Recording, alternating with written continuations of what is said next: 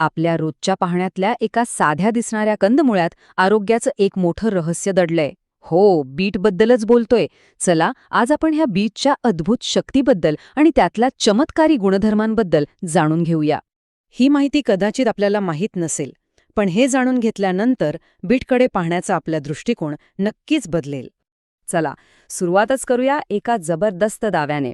हंगेरीचे doctor फॅरेन्स्यूजी म्हणतात की बीटच्या रसामध्ये कॅन्सरला प्रतिबंध करणारे घटक असतात.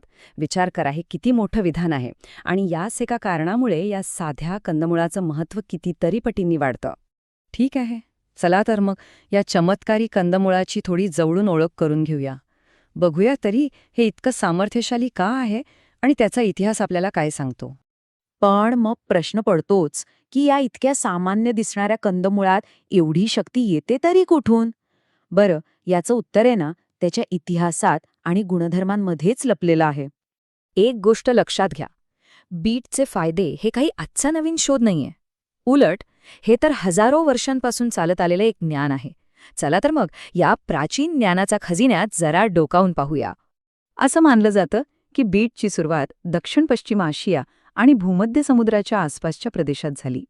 आणि गंमत म्हणजे तब्बल 2000 वर्षांपूर्वीपासून अगदी प्राचीन रोमन आणि ग्रीक लोकसुद्धा याचा त्यांच्या आहारात उपयोग करायचे.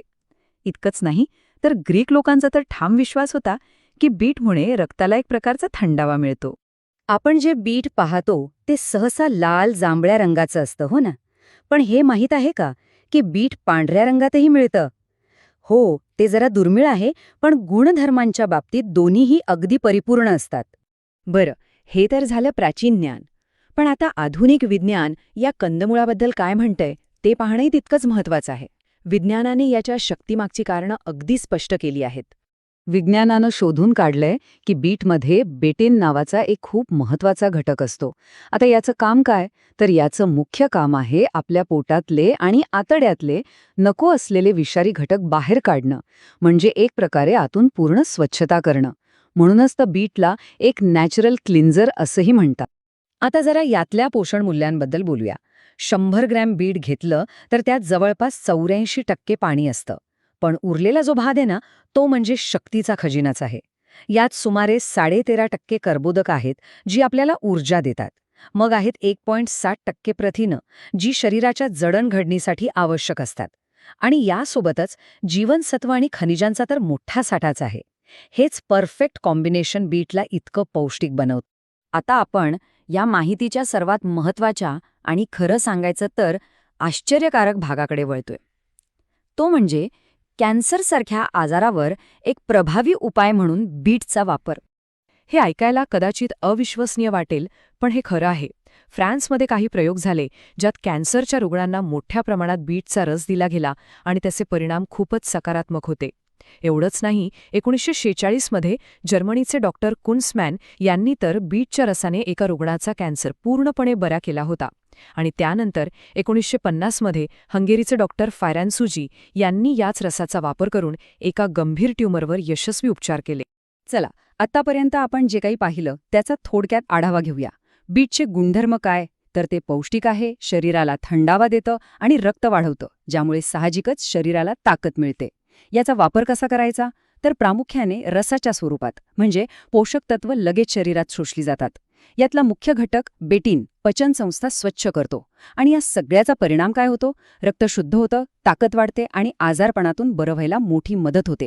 तर मग आरोग्यासाठी याचा वापर कसा करायचा आणि त्यासाठी काही खास पद्धती आहेत का?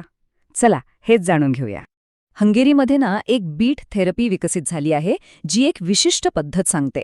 यानुसार काय करतात तर पहिल्यांदा 2 दिवस उपवास, त्यानंतर पुढचे काही दिवस फक्त आणि फक्त फळांच्या रसावर राहायचं. आणि मग तिसऱ्या टप्प्यात 250 मिलीलिटर बीटचा रस आणि तेवढाच म्हणजे 250 मिलीलिटर गाजराचा रस एकत्र करून हे मिश्रण दिवसातून 4 वेळा घेतलं जातं. पण इथे एक गोष्ट लक्षात ठेवणं खूप गरजेचं आहे. अशी कोणतीही थेरपी सुरू करण्याआधी डॉक्टरांचा सल्ला घेणं अत्यंत महत्त्वाचं आहे. आणि एक इंटरेस्टिंग गोष्ट सांगतो. जर्मनीमध्ये बीटचा रस चक्क बाटल्यांमधून मिळतो, अगदी सहज.